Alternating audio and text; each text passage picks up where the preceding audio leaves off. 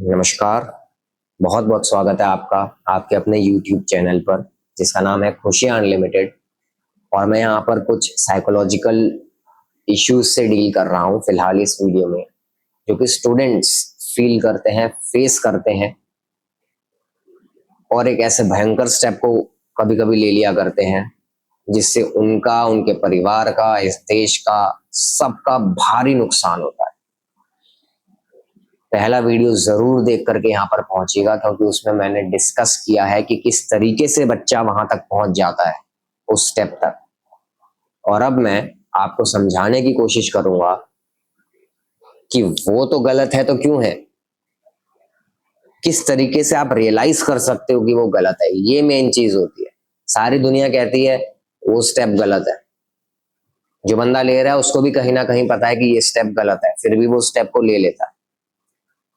लेकिन अगर उसको हम एजुकेट करें इस बारे में कि एग्जैक्टली क्यों वो ये स्टेप ना ले, क्यों वो गलत है, क्यों लेने का लॉजिक नहीं है, तो शायद वो खुद को बेटर रीजनिंग दे पाएगा और उस स्टेप को नहीं लेगा।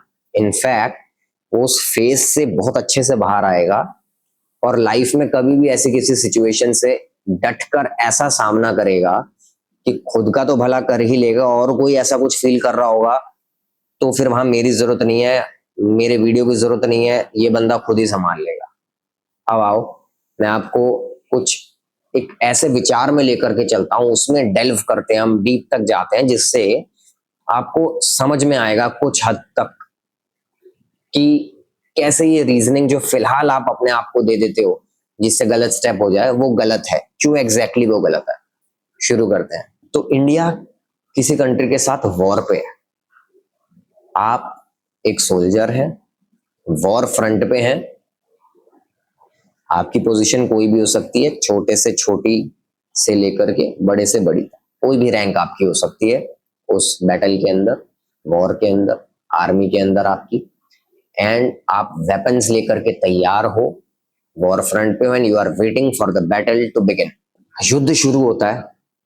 सामने वाले की प्लानिंग, दुश्मन की प्लानिंग इंडिया की प्लानिंग से ज्यादा सटीक निकलती है और पहले ही 2 दिन में युद्ध के इंडिया को काफी भारी कैजुअलिटीज उठानी पड़ती हैं, अपने सोल्जर्स को खोते हुए इंडिया देखता है।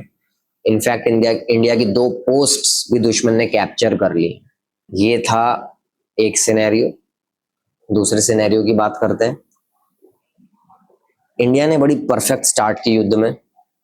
पहले 6 दिन में इंडिया इतना अच्छा कर गया है युद्ध के अंदर कि एनिमी की टेरिटरी में जा चुका है और एनिमी पे पूरा दबदबा बना रखा है इंडिया ने। लग रहा है कि युद्ध बहुत जल्दी खत्म हो जाएगा, इंडिया की वन साइडेड विक्ट्री हो जाएगी। बट सडनली समहाउ सामने वाले ने कुछ छुपा रखा था, कुछ ऐसे बॉम्ब्स जो इंडिया एक्सपेक्ट नहीं कर रहा था, और उसने इंडिया पर वो छोड़ दिए और सडनली गेम पलट गई। इंडिया के पिछले 6 दिन का प्रोग्रेस ढीला पड़ गया और अब इंडिया एक ऐसी सिचुएशन में आ गया है जहां पर अनएक्सपेक्टेड हैवी लॉसेस हो गए इंडिया को, और सडनली युद्ध का पलड़ा जो भारी था वो ढीला पड़ गया इंडिया के हिसाब से, अगर हम देखें तो। यह है सेकंड सिचुएशन। अब इन दोनों ही सिचुएशंस में आप क्या करने वाले हो, चाहे आप एक छोटी रैंक के सोल्जर हो या आप एक, आपके अंडर में पूरी कंपनी आती है, आप एक बड़ी रैंक पे हो या किसी भी रैंक पे हो। अब आप क्या फील करने वाले हो, क्या करने वाले हो, ये सवाल का जवाब सबसे ज्यादा जरूरी है, क्योंकि ये है real life and death situation. यहां गोइंग बैक का कोई हिसाब किताब नहीं है, कोई टाइम मशीन नहीं है आपके एस्केप के लिए, चलता हुआ लाइव सिनेरियो है। Just like your exams, right. वो तो फिर भी आपको कभी कभार कुछ केसेस में ऑप्शन दे देता है री एग्जाम का, पर यहां बात करते हैं अगर, तो इस सिचुएशन में कुछ नहीं है, जहां पहुंच गए ऑन द स्पॉट वहां पहुंच गए। अब आगे क्या, तो क्या अब आपको रीस्टार्ट चाहिए दोनों ही सिनेरियोज में, रीमैच चाहिए आपको, या फिर आई क्विट करना है, अपना परफेक्ट रन खत्म होते हुए आपको गम मनाना है और कहना है भाई भाड़ में गया, मेरे को नहीं खेलना, मैं लड़ना ही नहीं चाहता, ले जा भाई जो टेरिटरी तेरे को चाहिए, मूड खराब हो गया मेरा। है कोई ऐसा ऑप्शन? ऐसा कुछ भी नहीं होगा, राइट? करेक्ट। इनफैक्ट अब हर पड़ते हुए ब्लो के साथ आपका गुस्सा और बढ़ेगा और उसको आप एक डायरेक्शन दोगे, आपकी स्ट्रेटेजी और ज्यादा स्ट्रांग होगी।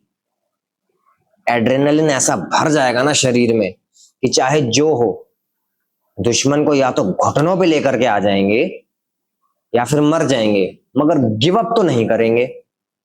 यही फीलिंग्स आएंगी ना मन में।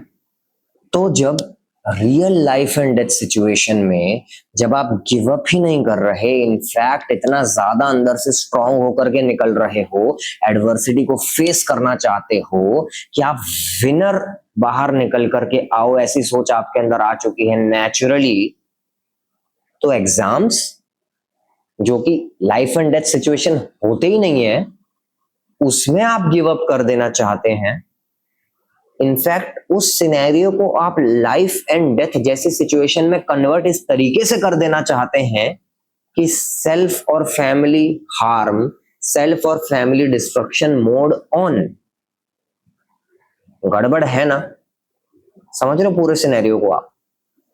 और ये सब किस लिए?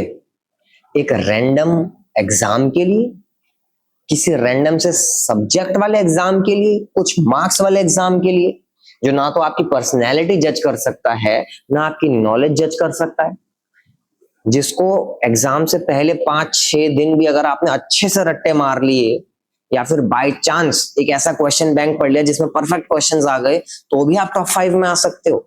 और उसके 15 दिन बाद ये भी याद नहीं रहेगा कि क्या याद किया था उस एग्जाम के लिए। पता है, जब जॉब लग जाती है ना, तो काम करने के लिए आप बुक्स को, इंटरनेट को इजीली रेफर कर सकते हो। ये सारी नॉलेज जो आज आप रट्टे मार रहे हो ना, या दिमाग में घुसाने की कोशिश कर रहे हो, एकदम याद करने की कोशिश कर रहे हो कि अगर मिस हो गया तो क्या हो जाएगा, जिंदगी खराब हो जाएगी, उसकी इतनी कोई नीड नहीं है। उसके लिए आप जिंदगी गंवाने की सोच रहे हो, जिसके लिए आप कुछ साल बाद किताब उठा करके देख करके टाइप कर दोगे आगे हो गया, डन। क्या लॉजिक बना? तो थोड़ा बहुत आया समझ में? मेरा समझाना तो अभी खत्म हुआ नहीं है, मेरी तो इच्छा है मैं और पता नहीं कैसे कैसे आपको समझा दूं, बट कोशिश करता हूं और फाइनलिटी की तरफ इस वीडियो को लेकर के आऊं। इनफैक्ट अब साइकोलॉजी पे डायरेक्ट काम करने का हिसाब किताब किया जाए, थोड़े अच्छे पॉइंट्स आपको समझाऊं। तो चलते हैं वीडियो 3 की तरफ, है ना? इसको वीडियो 2 बना करके मैं छोड़ देता हूं, ताकि काम कंपोज तरीके से मैं भी अब आपको सॉल्यूशन की तरफ लेकर के जाऊं।